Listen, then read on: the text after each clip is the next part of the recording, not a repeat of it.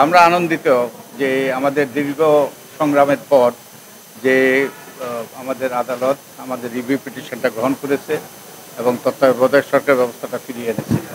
তো এই তত্ত্বাবধায়ক সরকার ব্যবস্থা অর্থাৎ ত্রয়োদশ সংশোধনী বাতিলের পর থেকে 2011 সালে বিচারপতি খায়রুল্লাহর নেতৃত্বে যেই আদালত সেটা বাতিলের পর থেকে আমি এ ব্যাপারে সোচ্চার ছিলাম।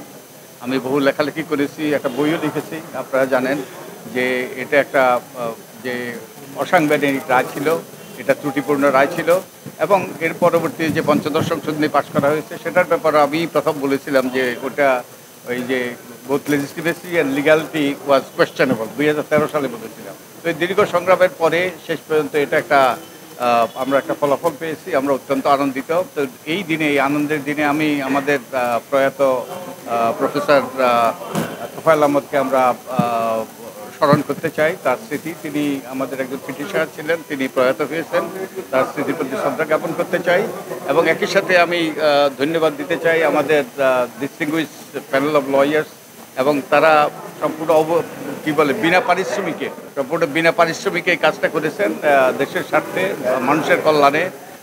তো আমাদের এই তত্ত্বাবধায়ক সরকার ব্যবস্থা বাতিলের মাধ্যমে এবং যেটা করার ক্ষেত্রে বিচারপতি খায়রুল্লাহ তিনি যে তার রায়টাও বদলিয়ে দিয়েছিলেন। তো এর মাধ্যমে আমাদের নির্বাচনী ব্যবস্থাকে নির্বাসনে পাঠিয়ে দেওয়া হয়েছিল। আমাদের এই তত্ত্বাবধায়ক সরকার ব্যবস্থা বাতিলের মাধ্যমে নির্বাচন ব্যবস্থাকে নির্বাসনে পাঠিয়ে দেওয়া হয়েছিল, যার ফলে তিনটি নির্বাচন আমাদের বিতর্কিত নির্বাচন হয়েছে, জালিয়াতি নির্বাচন হয়েছে।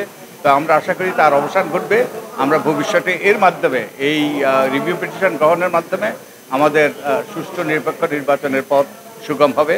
আমি আশা করি আমরা সকলে যারা আমাদের রাজনীতিবিদ থেকে আরম্ভ করে যারাই এ ব্যাপারে ভূমিকা রাখার আছে তারা দায়িত্বশীল ভূমিকা পালন করবে এবং এর ফলে আমাদের আবার সুষ্ঠু নির্বাচনের পথ আমাদের সামনে প্রশস্ত হবে।